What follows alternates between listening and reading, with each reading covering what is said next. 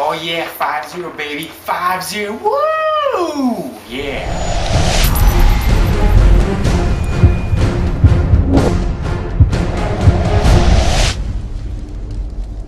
Let's be honest here, Zelda's story has never been its main drive for the game. It was always a simple tale, but with so much atmosphere, you never really noticed. I felt Skyward Sword kept some of that, but also tried to add a little bit more character development. I especially felt the strong bond between Zelda and Link, and usually games give us this forced relationship that most of the times just feels out of place. This game, however, did it so well, and while Zelda isn't gushing over Link or vice versa, you can feel the bond when they look at each other and the little jokes and the talks they have. That real love.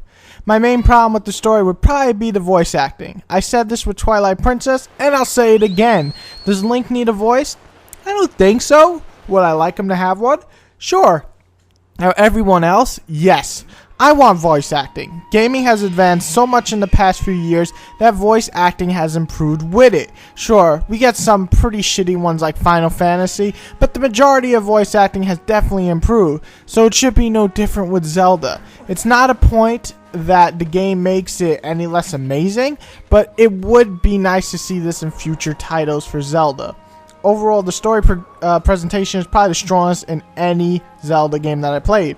A creepy and quite frankly fruity flaming gay boss evil dude who follows you everywhere, a wonderful world to explore, and a beautiful love relationship that truly makes this one of the most interesting Zeldas in some time.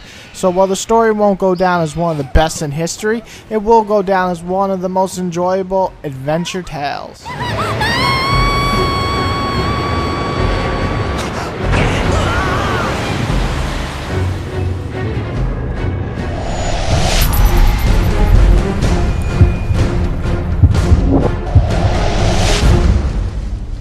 Graphic-wise, I am so glad to see Zelda return more to the cartoony side. I, for one, was not a big fan of the moody atmosphere of Twilight. The more cartoony side has always worked for Zelda in my honest opinion, with Skyward basically getting a mix of Ocarina of Time and Wind Waker, which is perfect because those are my two favorite looking Zelda games. The world is rich with detail, and some amazing designs make this place a joy to explore. The movements of Zelda are better than ever, and some of the cutscenes are rendered wonderfully, giving you a grand scale adventure feel. Overall, these are easily some of the best graphics on the Wii. From the art design to the raw power, it's a sexy ass game.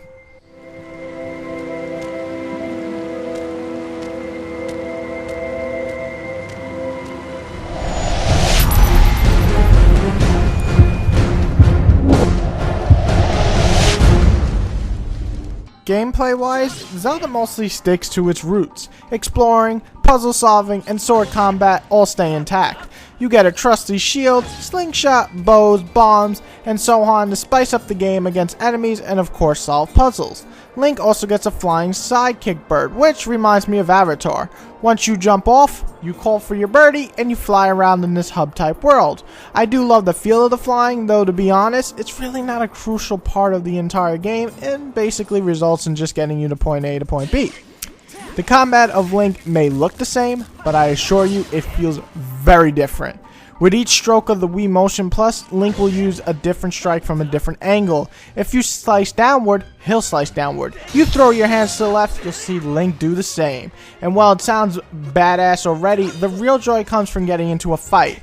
The enemy will try to block you from all different directions, so eventually the battles become fun, seeing as you have to strike at certain angles to successfully kill the enemy, basically changing a button smasher into a thoughtful sword battling system.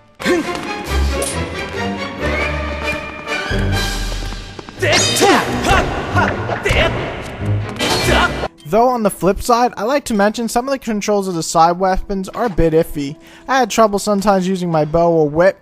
Not too many times, but once in a while it would just go haywire, which really annoyed me, especially in boss battles or just battles in general, since they can kick your ass too. The puzzle remained challenging. Some you'll figure out and just be like, while others you'll look there and just sit there and scream, "What the fuck do I do?" Some newcomers might not like how the Zelda works in terms of pacing, and they'll feel that it's ruining the game.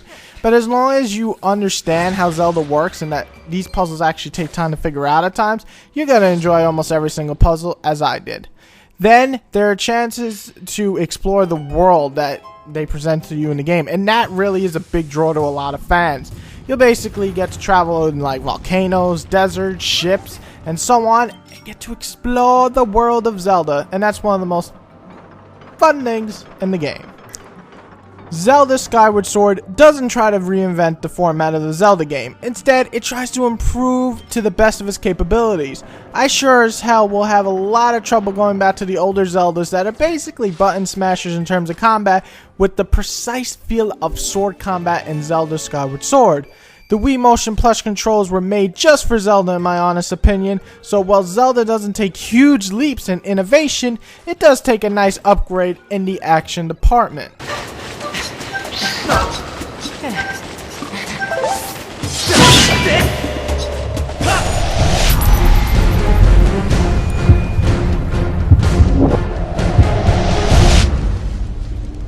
Zelda, in my honest opinion, has been a roller coaster in some ways. It was really hard for me to judge this game at times because I kept switching my mind of how good and how much trouble I was having at certain parts.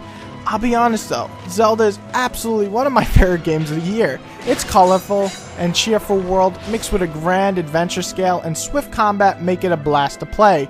I did have a few problems with the overall length in this one, not so much the temples because honestly I liked all of them, with the exception of the third temple. It's not my favorite. It's the fetch quest bullshit that they throw at you, and almost every Zelda game has this problem. It's one thing to make you waste a couple of minutes doing something dumb, but a whole hour to do one little side quest, which should be a side quest, but making it mandatory? Dumb idea and hurts the overall flow of the gameplay. Going through a temple again too? What the fuck? Overall, when the pacing in Zelda works, it works damn well. But when you have to revisit places to do pointless dumb side quests that really didn't need to be in the game and just bullshit your way to make the game longer, it really hurts the overall flow of the gameplay. Let's be honest. Despite my small complaints about the flow and being hurt and sometimes the iffy controls, Zelda is a fucking must-own if you have a Wii. The great sword battles, the awesome bosses, the wonderful world, and the fantastic art direction are all worth checking out. But the big question is, and this is what everybody's been wondering, Whitey, do you give Zelda a 10? I have to be honest. I don't think it is the best action or adventure game of this generation, but at the same time, it is one of the best adventure games of this generation. Though I still hold it up as the best Zelda in a while, and give it a 9 out of 10. It deserves the praise it's getting, it deserves to be bought, and it deserves the awards I'm sure people will give it. However, after playing Skyward Sword, I'm begging Nintendo to start doing something. Throw that innovation wheel in effect and let's get this series some newness in it. Still, for any Zelda fan that's been waiting to play a Zelda and enjoy it again, because I don't know about you, but I was extremely disappointed with Twilight Princess, this is the Zelda that is a must-own. This is the Zelda that I've been waiting for since I owned the Wii. This is the Wii game that I've been waiting for that uses the controls pretty damn well. This is a great, no, fuck great, cross it out. This is an amazing game. Pick it up if you're a Zelda fan, or if you have a Wii, or if you just want to steal it from your friend. Go steal it from a friend, but buy it anyway to give support. Zelda Skyward Sword is a 9 out of 10. Amazing game.